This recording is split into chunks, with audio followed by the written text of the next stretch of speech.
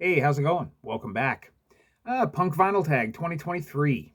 I already did the regular 2023 Vinyl Tag, but since it was me doing it, it kind of became a Punk Vinyl Tag 2023.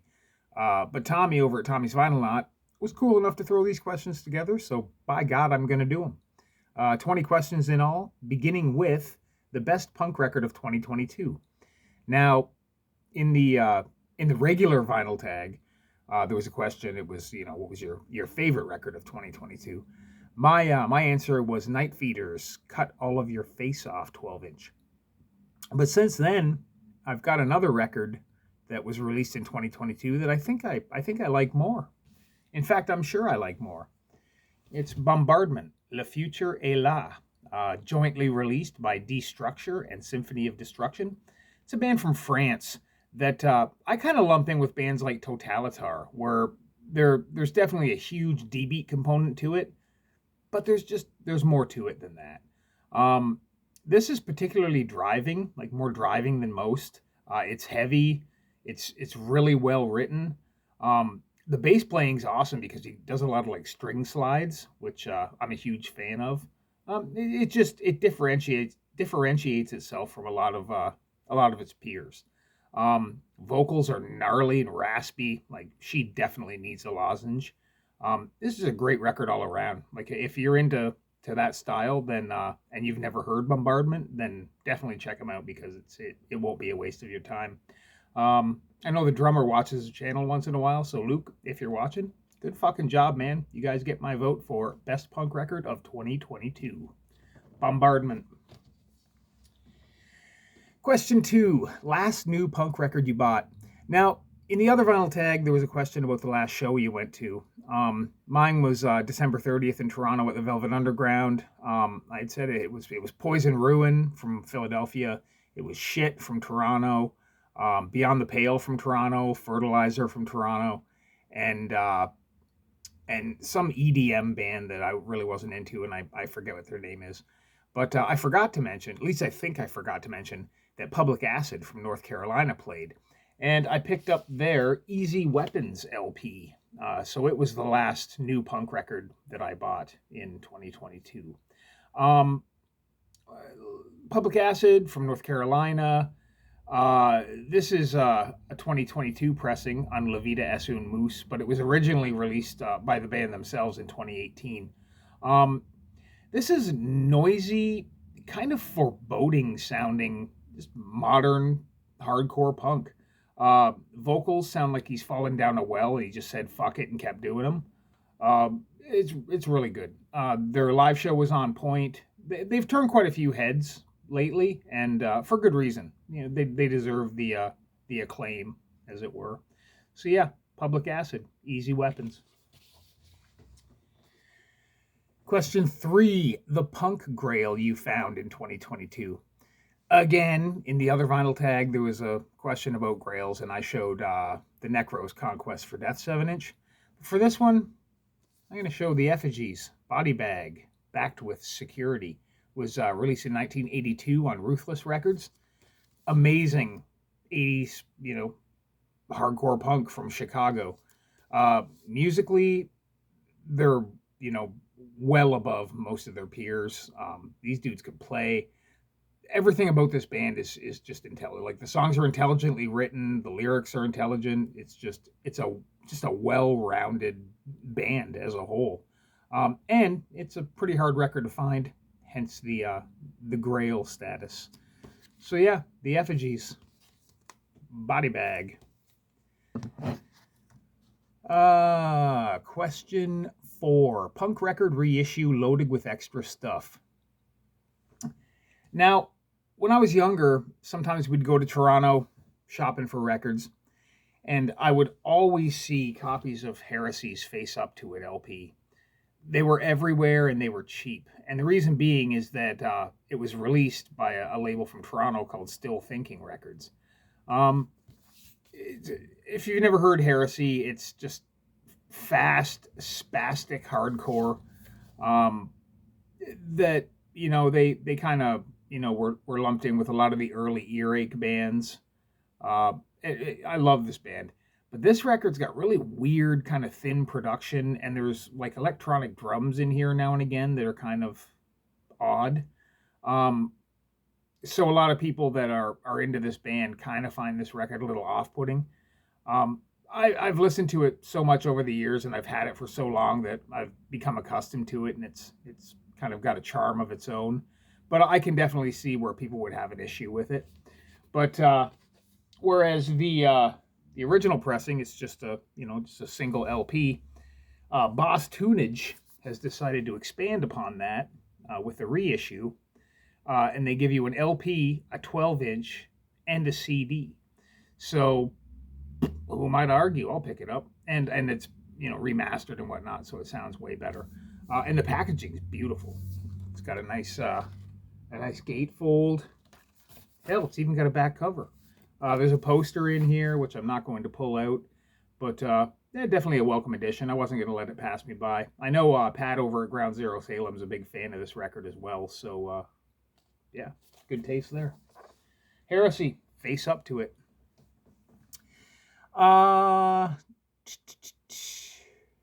Question 5, punk record that you bought from a gig. Okay, a few months back, I was in Toronto at a venue called Seascape. I saw a band from Pittsburgh called Peace Talks, who were very good. While perusing their merch table, I saw this record. I'd never heard of the band. I was curious. I picked it up. It's a band from Pittsburgh called Drug Lust. The record's called No One Is Home. It's on Cruel Noise. This blindsided me because it's fucking great. I did not know what to expect. And yeah, I was blown away by it. This sounds like one of the more kind of aggressive, kind of gnarly, straight edge hardcore bands mixed with, a band like H100s or Nine Shocks Terror.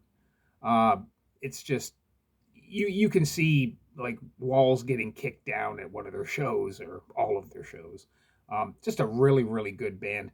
Vocals, he even does a little bit of that Ray Capo, like rabid dog kind of sound, where he's like, rah, rah, rah, which I'm a sucker for. I'm into it. So, yeah, Drug Lust completely blindsided me, and I think I need to get more of their shit. So, yeah. Question 6, power pop or power violence record? I'll show you one of each. Starting off with power pop from 1984 on Lolita Records.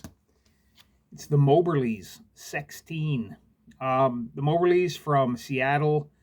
They're led by a guy named Jim Bassnight, who is he's been a long-time fixture in the Seattle music scene. I still need his single from 1977, and I will get it one day. But yeah, if you're into stuff like the Plimsouls or Paul Collins Beat, you'll like the Moberlys. They got there's a little bit more maybe of a kind of a rootsy element to it, but I'm usually not really into that kind of thing. But there's not so much of it that it spoils the band for me. But yeah, the Moberlys. If you're into power pop and shit, give them a shot. And power violence. Here's a textbook power violence record from 1992 on Slap a Ham Records. It's the Crossed Out Man is the Bastard split. Two bands from California. Crossed Out is the musical equivalent to being struck by a train. Man is the Bastard is such a weird band. I'm sure most of you are familiar with them. Way ahead of their time. Like two bass players and, like electronics in it, like lots of bleeps and bloops and blops and whatnot. I guess kind of maybe, the prog side of power violence, if that's a thing. But yeah, this is a fantastic record. So yeah, Crossed Out and Man is the Bastard. Number 7, record of a local punk band. Here's one from 1980. It's a band called Crash 80s. It's Waiting for the Heat, backed with thrills. It's on Silent Head Records. This band was from London, Ontario. There's a pretty heavy Demix influence to it, which is unsurprising, seeing as the Demix were also from London, Ontario, and were hugely popular. I find Crash 80s kind of have more of a desperate sound to them, though. Whereas the Demix are real gritty, kind of. Crash 80s, yeah, a lot more desperate sounding. Two good songs. Didn't like them that much at first, but they kind of grew on me. I've had a copy of this for years, but it was just a sleeveless copy that I found at a used bookstore for, like 50 cents or something. But I'm glad to finally get a copy with an actual sleeve. And this one's like in bang up shape. So yeah, Crash 80s, waiting for the heat. Drummer Billy was in, he went on to be in Generics after this, and then the Legend Killers after that. And the singer Pete Tangredi ended up in a band called Suffer Machine that played around for quite a while. So good record. Doesn't turn up a whole lot. Number 8, punk record or song against the war. Going with a classic here. Band everybody knows. D.O.A. It's War on 45. It's on Fringe Product. It's from 1982. And mainly talking about the song War, which was, of course, originally done by Edwin Starr in like 1969. But yeah, it's a perfect example of that. War, what is it good for? Absolutely nothing.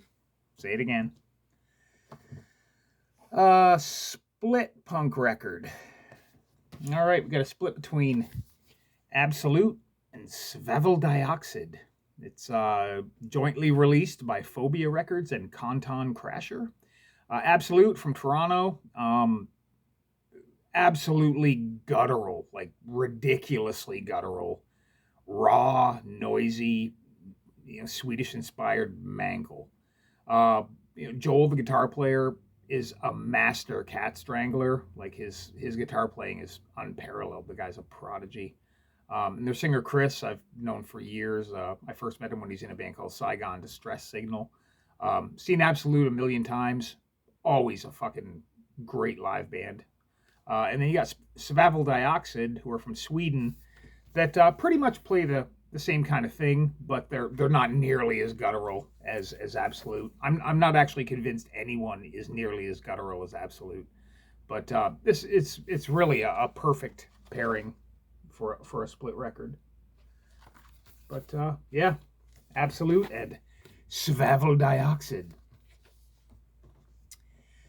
White label DIY 7-inch. That's an easy one. Got a band here from Cleveland called Homostupids. It's the Glow EP. It's on My Mind's Eye. It's from 2006. Lo-fi, spastic, just hardcore punk. No metal to it, no nothing. It's just thin, tinny sounding, freakout sessions put to vinyl. And the record itself is a white label DIY 7-inch. Good band. Saw them live once. They were really, really good. Let me put this back in here. All right. 11. VCLT, gift, or record you stole. Well, I'm not much of a thief. I still have an entire video about VCLT coming down the barrel. So I'm going to go with a gift. Actually, I'm going to go with 2 gifts. First off, the mysterious and much revered Secret 7-inch by Fucked Up. Apparently, it was pressed in a quantity of 300. It was only given away to friends and acquaintances of the band. I'm not sure if all of the covers are different or if they just did 4 or 5 different covers and then just divided them amongst the pressing. I'm not sure, but this is the one I got. It's number 224. 2 songs on it. You got Epics in Minutes. You got Search for the Words. Self-released by the band, of course. A lot of people look for this. Yeah, I guess only 300 people have found it. So, there you go. Fucked Up. Secret 7-inch. Toronto band. Pretty well known. I don't think I have to explain a whole lot about them. Great hardcore band. And then the other one is Gordon Solie Motherfuckers. Chairshot Politics on River on Fire Records. This one means a lot to me because the singer is a friend of mine. I got a package from him out of the blue, and this was it. I had no idea that he was even doing this band. And then I heard it and I was floored. It's just the most pissed off, fuck you, hardcore punk. Again, no metal to it. It's just absolute rage. Saw them live once. Possibly the best live band I've ever seen, in a basement in Buffalo. They played with Boulder and Countdown to Oblivion and Trapped Inside. Yeah, so Gordon Solie Motherfuckers, Cleveland's finest. Fantastic band. And it was a gift. Okay, number 12. Record that you're not sure is 33 or 45 RPM. Now, I know I have records that I've mistakenly thrown on at the wrong speed and it sounded right. But for some reason, they don't stick in my head. But one that kind of does fuck with me every time I hear it is this split between A.R.M. and Final Draft. It's a split release on 625 and To Live a Lie. Two bands from California. A.R.M., which stands for Apathetic Ronald McDonald, which is fucking terrible. But the thing is with them, like their guitar, like the music sounds like it's being played at 33, but the guitar sounds like it's at 45. Like, so it kind of weirds me out. And I always have to like kind of check and make sure that I don't have it on the wrong speed, because the guitar it sounds odd to me because it's so much faster than the actual, than the other, components of the music. So yeah, that's maybe kind of a lame example for this question, but it's the only one I could really think of offhand. Both bands are still pretty good. There's, modern, like new school power violence, as it were, kind of just bordering on grindcore, I suppose. But yeah, the guitar in Apathetic Ronald McDonald, it fucks with me every time I hear it. 13, punk tribute record or compilation. All right, the one I'm going to show is a tribute record and a compilation. Now, I've been familiar, the band that is the subject of the tribute, I've been familiar with them and a fan of them since I was 14, maybe. And like most English-speaking people, I'm assuming, I've always called them Kaaos. Until I was introduced to Tommy and Mika, who refer to them as Kaaos. So that just kind of threw my whole, musical Finnish hardcore understanding into upheaval. So, but I can't argue with those guys. I mean, they're professional Finns, who am I to say? So what you have here is the tribute to Kaaos. The Chaos Continues. It's a 777-inch on Fight Records. This is pretty good. There's a lot of bands on it, and they all do very, very good renditions of Kaaos songs. Most of the bands are Finnish, but you do have like Detestation from America. They're from Portland. Reissue, they're from Sweden. There's some Brazilian bands like Ulster and Ratos de Pario and FDS, Fora de C. And then there's, like I said, some Finnish ones like Olotila, Juggling Jugulars, Selfish, Catastrophialu, Totus, Kiris, Tuomiopäivän Lapset. Yeah, bunch of bangers on here. It's a pretty cool record. 777-inch, tribute to Kaaos. Number 14, the most anticipated punk record of 2023. I don't really know what's coming out from year to year. I really don't. But I'm willing to assume, since this band is really active, there's probably going to be a new Chain Cult record out. This is Shallow Grave. It's kind of, I think, the most recent example of their LPs, at least. It's on La Vida es un Mus. Greek band. I guess people would consider them post-punk. Very sullen, very sad, sacky.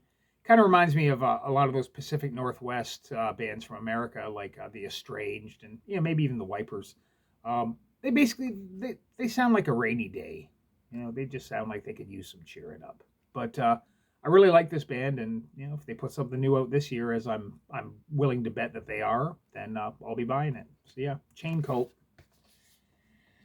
And as with every year, I'm always hoping for a new Radioactivity record. I know they're still doing shit, and they're about due for a new record. So if you're not familiar with Radioactivity, it's a band that kind of came out of the ashes of the Marked Men. Similar to the Marked Men, but a little slowed down. Kind of almost like an indie rock feel to them at times. Still very, very good. I don't like them as much as the Marked Men, but I still like them quite a bit. This is their self-titled on Dirt Nap. But yeah, every year I'm hoping for a new Radioactivity record, and this year is no exception. And speaking of bands from Texas, even though I don't know if I said that Radioactivity were from Texas, but they are. I've also heard that the Hex Dispensers have been playing shows, and if they were to be so kind as to release some new material, I would be overjoyed. This is their second LP, Winchester Mystery House. It's on Douchemaster Records. Love this band. They, I mean, if you wanted to really dumb it down and just simplify everything, you could just say they kind of sound like a mix between the Ramones and the Misfits, but with a much heavier kind of goth element to it. Very, very good band. And yeah, I was stoked when I heard they were doing shows again, at least a few shows. So maybe they'll put something out, hopefully. Number 15, the record for audiophile suckers. I would love to see a MoFi pressing of Hellnation's Control LP, originally released on Sound Pollution in 1994. This sounds like if you got driven over by a truck and then it just dumped acid on you. It's ridiculous. Vocals sound like a fucking cockfight, just blasting almost blurcore kind of music to it, just absolutely scathing. Saw them live once, didn't disappoint at all. So yeah, I would love to see an audiophile pressing of Hellnation's Control.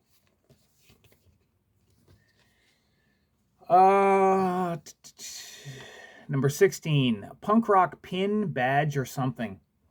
I have tons of pins and I never wear them. I just throw them in this box. So as you can tell, there's lots of them, and I'm not opening this because they'll just go everywhere. But I will address the or something, because my favorite punk trinket is one I got at the first Spitz show that I ever saw. It's this thing. It's a cigarette lighter in the shape of a hand, giving you the bird. Super neat. Every time I've seen the Spitz, they always have like one novelty item in their merch booth, but this is the coolest one I've ever seen. I think the second time I saw them, it was a squirt gun, which, and I think the third time it might have been a Frisbee or something like that. But the cigarette lighter, that was a winner, and I wasn't going to let it pass me by, so there you go. 17, a punk record that defines the word punk to you. I'm going to go with a record from 1977 on Refill Records. It's the first Desperate Bicycles single, Smokescreen, backed with handlebars. And the reason I picked this as to define the word punk for me is because this band was a staunch, absolutely firm believer in the DIY ethic. In fact, they're kind of the cornerstone of the UK DIY movement of the late 70s, early 80s. They just believed that, you could do everything by yourself with no outside involvement whatsoever, with whatever equipment you happen to have, at your disposal. Their entire purpose of starting a band was to do their own shit and put their own record out. They didn't care about playing shows. They didn't care about doing interviews. Nothing. They just wanted to put out their own music on vinyl and, have complete creative control over their music. And that, I think, is a very admirable, way of thinking. And it's one that I, in a lot of ways, my life's affected by that as well. So, yeah, Desperate Bicycles. It's also kind of a grail. That's a hard one to find. 18, punk record that makes you want to smash places. It's pretty easy. Judgement. No Reason Why, backed with Kick Them Over. It's on HG Fact from 1996. This is my favorite Japanese hardcore record ever, probably. I fucking love this record. All of Judgment's records are great. This is the first one that I heard, so I think it's kind of endeared itself to me in that respect. But both the songs on here are absolutely perfect. Just blistering, metal-tinged, Japanese hardcore. It's got the bellowing vocals. It's got flailing solos. I mean, you can't really expect anything but greatness from people that played in Bastard and Kruk and all the other bands that these guys were in. But this thing makes me want to just destroy shit. So, yeah, Kind of a pricey one these days, but if you get a chance to pick it up and you haven't heard it, and check it out and get it, because this fucking rules. Judgement. 19. Punk record that is too noisy even for you. I'm not sure that there are any that are really too noisy for me, but this record, the kind of noise on it, depending on my mood, I might find too annoying and not want to hear it. But the band is legendary. I mean, they're well regarded. I'm talking about Confuse. This is Hate War, No War, Fucking War. It's on Noise Not Music 2012. It's an Italian bootleg. A Japanese band, very noisy. I guess they kind of might have been the origins of the crasher crust genre, which is kind of silly sounding, but whatever, it is what it is. But the noise I'm talking about, it just sounds like there's a lot of like annoying tape hiss over top of their music. And like I said, depending on my mood, I might find it a little much and not want to hear it. But that hasn't stopped this band from becoming hugely popular. Like you'll see this very design on many a butt flap in an urban environment. There's never a shortage of that amongst the crusty contingency. So yeah, Confuse. Hate War, No War, Fucking War.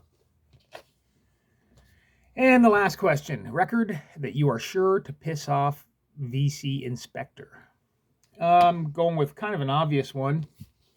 MDC's Millions of Dead Cops LP, because well, you know, he's the VC Inspector. He's a bit of a lawman, and he's not going to appreciate what MDC has to say about them.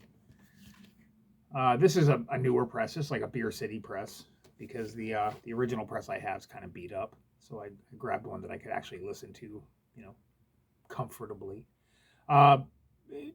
MDC, kind of a learner's permit band up here. You know, back when I was younger, people that were first getting into punk, a lot of them would gravitate to MDC, among others. Started in Texas, moved to San Francisco. Very political, very good band. Still going today, as far as I know. So yeah, MDC, Millions of Dead Cops. And I'll give a little bonus one that will piss the VC Inspector off.